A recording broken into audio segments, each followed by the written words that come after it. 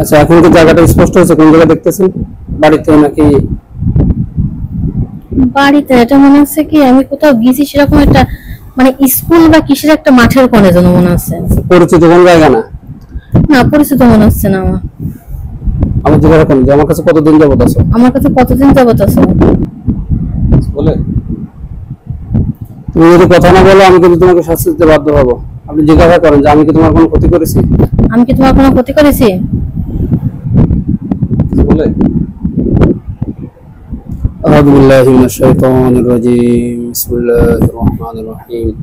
আল্লাযীনা কাফারু ইয়াসুদ্দুনা আন সাবিলিল্লাহি জিদনাহুম আযাবান। আল্লাহু আকবার। কবর হলো শয়তানকে কঠিন শাস্তি। এখন কষ্ট হচ্ছে কিনা? লাফালাফি করতেছে, কষ্ট হলে যেরকম মনে হয় এরকম মনে হচ্ছে কিনা?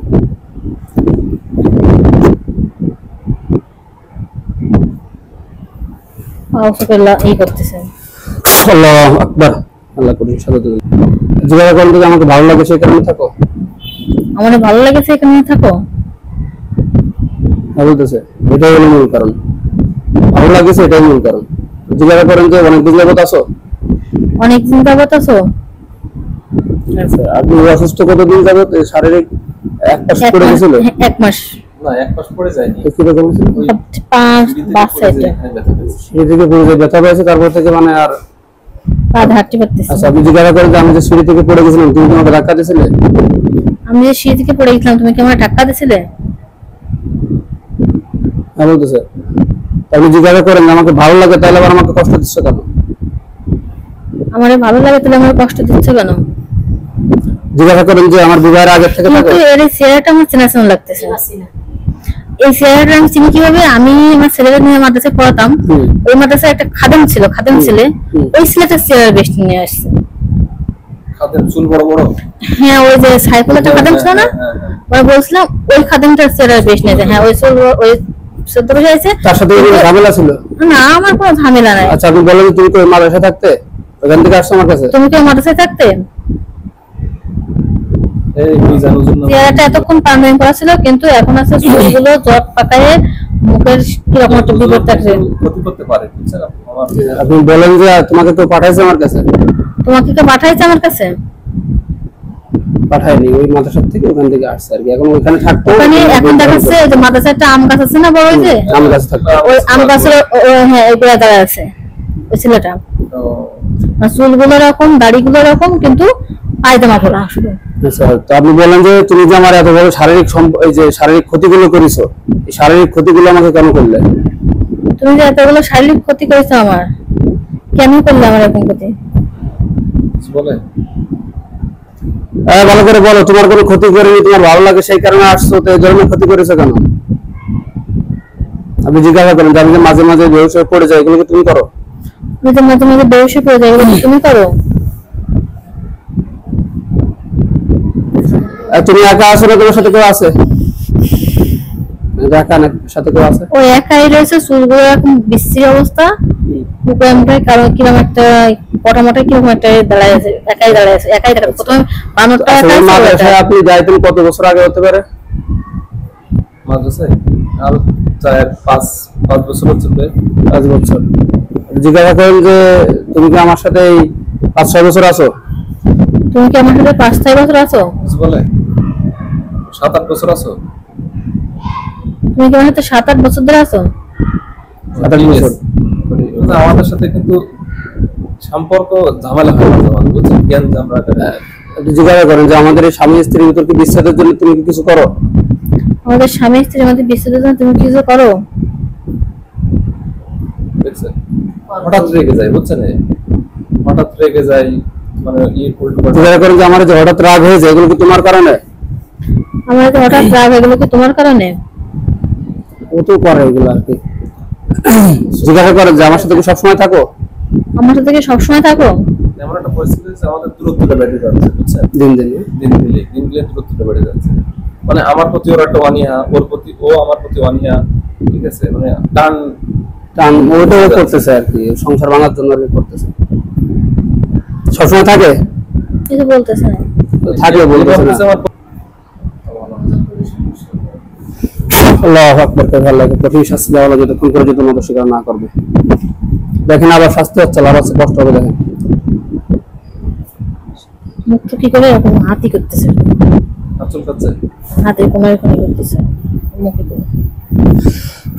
আল্লাহু আকবার। আপনি আবার বলেন যে তুমি কি আমাকে ক্ষতি করা বন্ধ করে চলে যাবা? তুমি কি আমার ক্ষতি করে বন্ধ করে চলে যাবা? এবার বলতেছে জিজ্ঞাসা করেন যদি ছেড়ে দেওয়া আর কোনোদিন আসবা? তুমি ছেড়ে দেওয়া আর কোনদিন আসবা?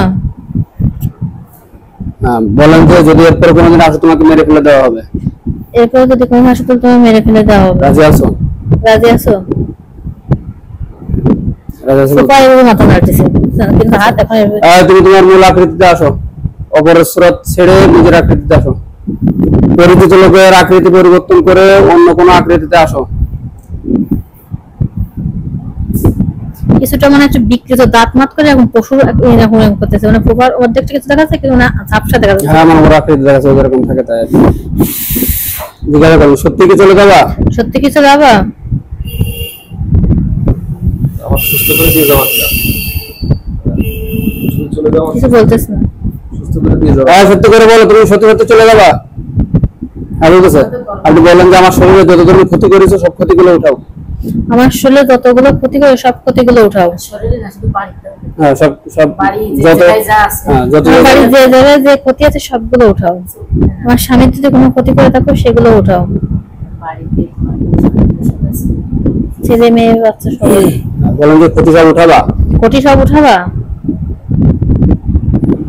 যত ক্ষতি করেছো সব ক্ষতিগুলো উঠাও। শরীর থেকে এবং বাইরে থেকে যত ক্ষতি আছে তোমার সব ক্ষতিগুলো নষ্ট করো।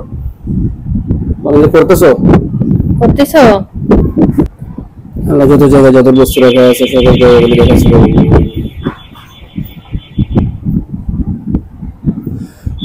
আল্লাহ দেখেন তো পরিচিত কোনো জায়গা আছে কিনা আপনার বাড়িতে বা এই যে কোনো বাড়িতে, শ্বশুর বাড়িতে হোক বাড়িতে হোক, কোনো রুম বা বাড়িতে ঢুকতে পথ, যত জায়গায় যত বস্তু রাখা আছে সকল জায়গাগুলো দেখানো।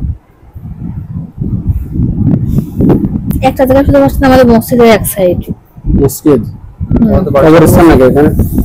না না না, ওটা কবরের সাইড না, এটা হচ্ছে আমাদের বাড়ি যাইতে মসজিদের সামনে। ও আচ্ছা আচ্ছা, ঠিক আছে, রাস্তাটা বুঝতে পারছি। পথ আর কি, তাই তো? হ্যাঁ, ওইখানে একটা আম গাছ ছিল আর ওই দিকটা আসতে আমার একটা কাকা ছিল, সে কাকাটা মারা, সেও অনেক কবিরাজি করতেন। তোমাদের বাড়ির মসজিদ মানে বাইনার মসজিদ আর কি। ওই জায়গাটুকু দেখাচ্ছে বেশি চোখে। আচ্ছা, এখন আমি যা যা বলি দেখেন ও রাজি থাকবে কিনা সেটা বলবে। এই তুমি আমি যা যা বলি এই ওয়াদায় যদি তুমি রাজি থাকো তাহলে হ্যাঁ বলবা। তুমি আমার সাথে বলো আমি যদি কোনোদিন এই রোগী বা তার পরিবারকে কোনো ধরনের ক্ষতি করি তাহলে আল্লাহ সকল ফেরেশতা সকল নবী রাসূল সকল মানুষ ও জিনের অভিশাপ আমার উপর এবং আমাকে মেরে ফেলে দেওয়া হবে আর আমার মৃত্যুর জন্য আমি দায়ী থাকবো। তুমি বলেন যে হুজুর যা বলেছে তাতে রাজি আছো? হুজুর যা বলেছে তাতে রাজি আছো? হ্যাঁ বলতেছে। কিছু বলতেছে না। রাজি থাকলেও বলো না থাকলেও বলো, বুঝে যাবে তোমাকে মেরে ফেলে দেওয়া হবে।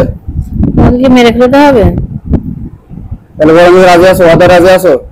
অদায় রাজি আছো? রাজি আছে? সত্যি বলতেছো? বলো সত্যি বলতেছো? সত্যি যদি বলছো ওয়াদা করতে ছেড়ে দিই।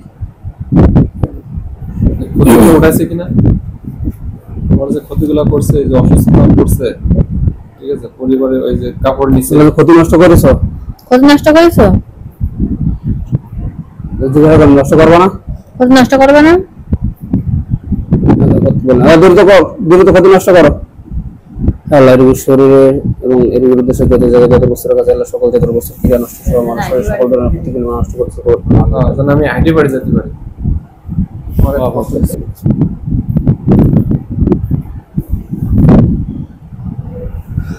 আল্লাহ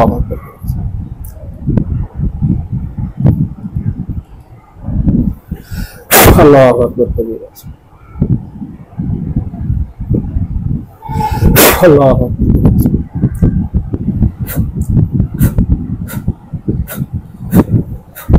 টুকরা উঠে লাল কাপড় টুকরা হাতে উঠেছে? হাতে রয়েছে এরকম। কিন্তু কোথা থেকে করে সেটা কেন, কিন্তু ওর হাতে রয়েছে দেখো। দেখেন ওটা আগুন ধরে যাবে। দেখেন